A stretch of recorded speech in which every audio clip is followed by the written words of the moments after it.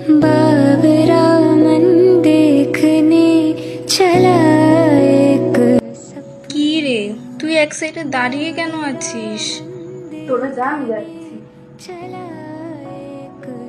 তোর কি কিছু হয়েছে? তুই খুশি না?